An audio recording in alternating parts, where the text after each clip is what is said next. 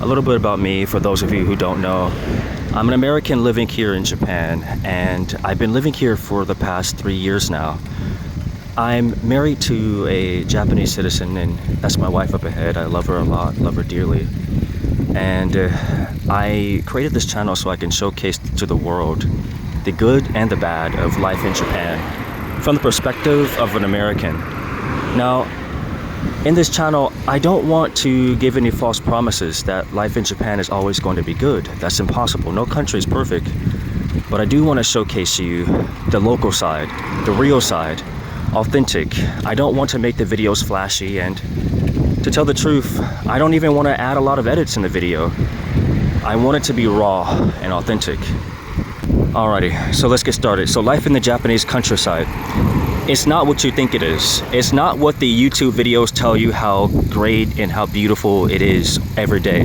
That's just not the reality. It's beautiful, yes, aesthetically beautiful. The outside, the environment is very peaceful. Yes, you see beautiful mountains, and you see a lot of beautiful homes. You see a lot of fresh nature. However, life in the countryside on a day-to-day basis requires hard work. It requires you to wake up early. It requires you to connect with the community. If you're Japanese, the rules are much more strict. Japanese culture is very strict, especially for Japanese people. If you're a Westerner, if you come to Japan and you move to the countryside, or you go to the countryside, you'll find yourself at a place where you might meet at a language barrier, where you can't communicate with people very well. In the countryside, very rarely people speak fluent English, and you should not expect Japanese people to speak English. This is Japan. So I recommend people, if you want to go to Japan, yes, please, by all means. If you're still learning English, please, you are still able to come and do your best. But take the time out to learn a little bit of Japanese that can help you with communicating and navigating through life here, because life is about people, and not connecting with people is like missing out on 70% of what makes Japan great, and really it's the people. So that's what I recommend. The economy in terms of buying a house or food or getting a car or having a family in Japan is at the moment, to tell the truth, it's not easy. It's very difficult for a lot of Japanese people to have children. That's why the birth rate is slowly declining. And I won't even say slowly, it's rapidly declining. And to give some perspective, the Japanese government and many small prefectures are trying to give incentive and aid to people to have more kids, more financial aid. However, that's not enough. And what a lot of people don't know is that here in Japan, students from elementary to high school are required to pay for their education. You have to pay for elementary school, pay for middle school, and pay for high school, and the tuition fees are very high. Now, it's not impossible, but then you need to think about, well, what about the cost of, uniform, the cost of books, the cost of club activities, the cost of lunch? That adds up. And to give perspective, my host mother, when I first moved to Japan, she paid a lot of money for her kids, her 2 daughters, and my other, host mother I had, she paid a lot of money for her son. And to give perspective, her son, to take her son to junior high school to high school, she had to pay upwards to 600,000 yen. And that is just one semester. The entire year, well, I apologize, that's just 1/2 year. The entire year for his high school is about 1,200,000 yen. That's a lot of money.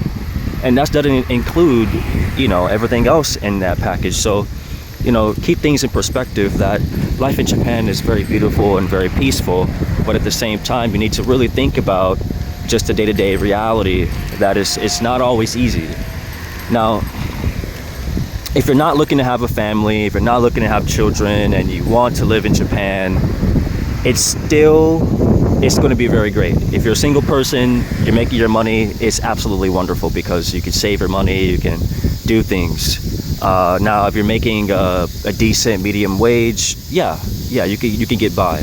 Mind you, there's convenience stores everywhere, vending machines. It's very convenient, it's very easy. It's not hard to get around. Public transportation is extremely convenient. What else can I say? It's very safe. Now, when it comes to getting jobs, let's say that you're an American or Australian or whatever Western country you may be in and you want to move to Japan. To tell you the truth, if you don't speak N1 Japanese and you're looking for a job, it will be very difficult to find employment. Now, you can work as an English teacher, that's always an option. However, the English industry is completely oversaturated. Everyone wants to be an English teacher to experience the travel life of Japan. Teaching English is an easy way. However, things that are easy eventually over time become more difficult.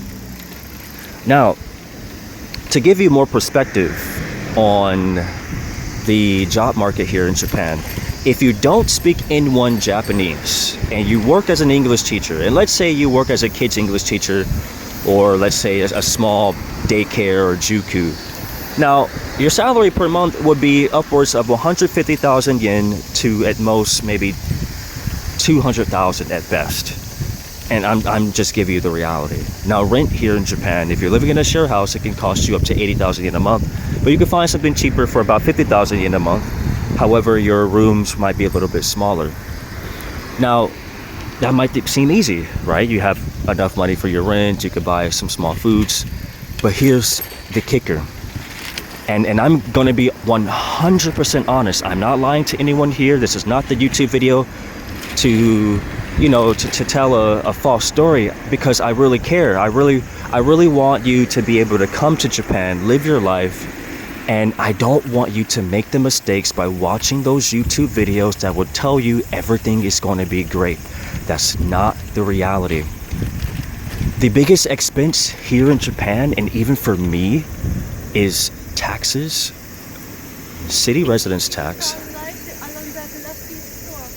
Okay, thank you. So the biggest expense is taxes, city residence tax, your health insurance, your pension. Everyone is required to pay pension. And, hey, sorry, hold on, I'm in a video. Everyone is required to pay pension, and the difficult point about the pension system here in Japan is that, well, if you're a foreigner and you live here and you are by law required to pay pension, now you don't get the pension until you're 65 years old, which means that if you go back to your home country, everything that you paid in terms of pension per month will not come back to your pocket. So that's very difficult. Number two, pension upwards every month or every year for some people can be up to 280,000 yen a year. That's a lot of money based on the small salary you get working as an English teacher. And I bring up English teaching because that is, the number one job people do who don't speak Japanese, and there's nothing wrong with that.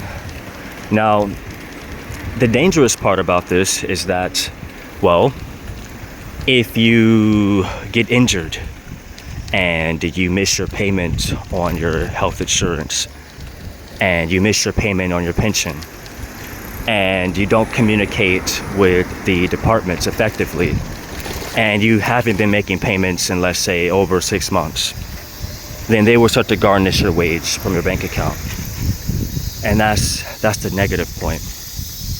Now, life in Japan is very beautiful and peaceful, and it's amazing, but always keep in mind those little things there. If you're able to pay your bills on time, if you're able to communicate effectively, if you're able to do your best and try to speak Japanese as much as you can, you will do very well.